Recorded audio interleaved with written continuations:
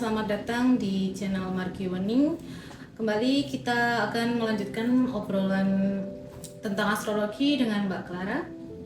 Kita langsung aja ke pertanyaan nih Mbak. Sekarang kita mulai masuk ke topik yang paling sering bikin orang salah paham. Astrologi itu kan sering banget dianggap sebagai hal yang mistis atau bahkan seperti ramalan nasib. Jadi sebenarnya astrologi itu sendiri apa sih Mbak? Kalau boleh dijelaskan sama Mbak Clara. Oke, jadi gini, mungkin perlu diluruskan ya, pandangan-pandangan masyarakat masih banyak yang keliru memahami ilmu astrologi ini ya. Jadi astrologi sendiri ini sebenarnya adalah ilmu membaca simbol, membaca pergerakan planet. Nah, jadi ini basisnya itu pengamatan, mengamati alam, pergerakan planet, kemudian juga siklus musim, siklus bulan. Nah, seperti itu. Jadi benar-benar tidak hanya sekedar interpretasi-interpretasi yang awang-awang yang istilahnya juga menggunakan ilmu-ilmu yang kita ambil dari eksternal gaib seperti itu, enggak. Jadi benar-benar ini basis pengamatan alam, dan untuk menginterpretasikannya juga tidak sembarangan.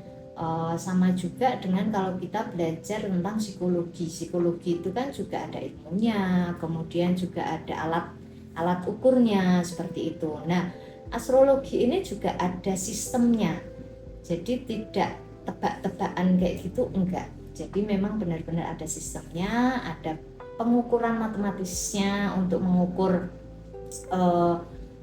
perputaran planet, kemudian juga untuk menghitung siklus periode planet. Kalau di Vedic itu ada dasa, antardasa, mahadasa, seperti itu ya.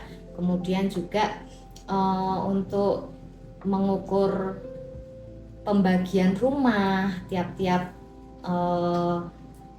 birth chart itu kan ada 12 rumah ya. Nah, itu juga ada pembagiannya. Kalau misalnya di Vedic astrologi itu setiap tema kehidupan itu tuh masih dibagi-bagi lagi, dari yang benar-benar birth chart awalnya kita masih harus bagi-bagi lagi untuk bisa melihat tema-tema yang lebih spesifik. Nah, itu juga ada sistem pengukurannya seperti itu. Jadi nggak asal tebak-tebakan, nggak asal hanya interpretasi yang sembarangan, tetap ada ilmunya dan ada basic yang benar-benar untuk menginterpretasikannya itu tuh butuh kesadaran di dalam membaca pola energi yang ada di alam semesta, kemudian juga pola energi dari seseorang yang sedang dibaca seperti itu.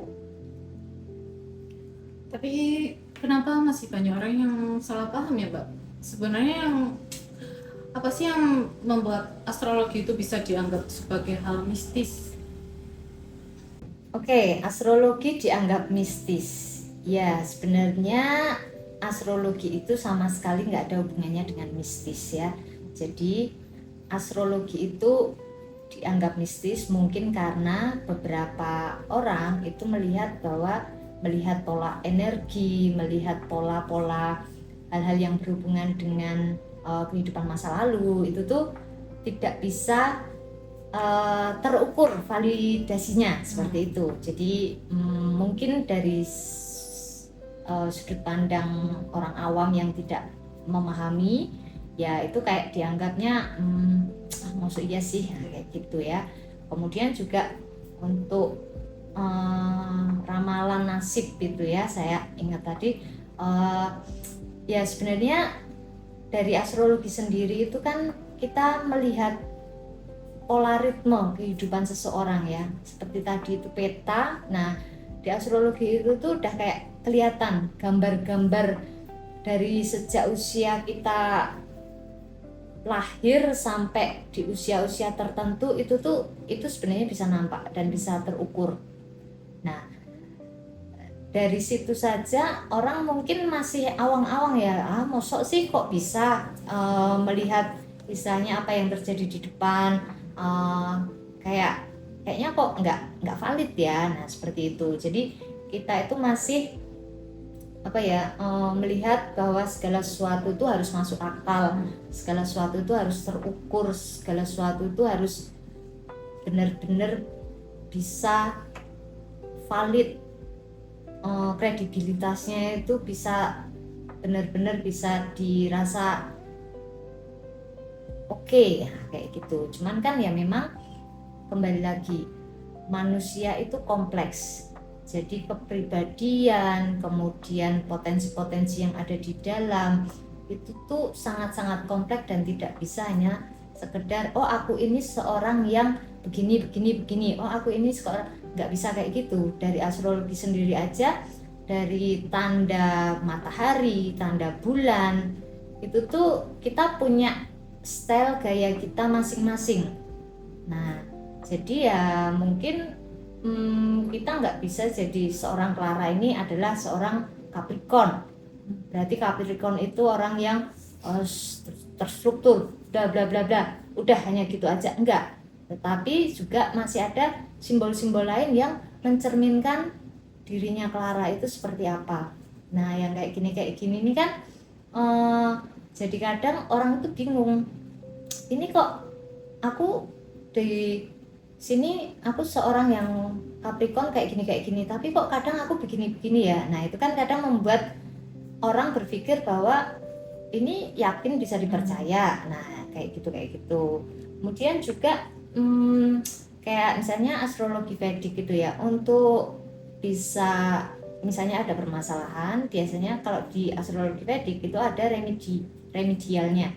Jadi itu kalau di bahasa Jawanya itu kayak ruatan. Nah, untuk mengatasi permasalahan tersebut, nah itu ada kayak ruatannya seperti itu. Kemudian juga kalau astrologi Vedic itu juga ada mantra-mantra yang diberikan. Kemudian ya itu sebenarnya kayak doa biasa sih gitu ya. Cuman misalnya kalau orang awam yang belum begitu paham ya kayaknya kok mistis kayak gitu.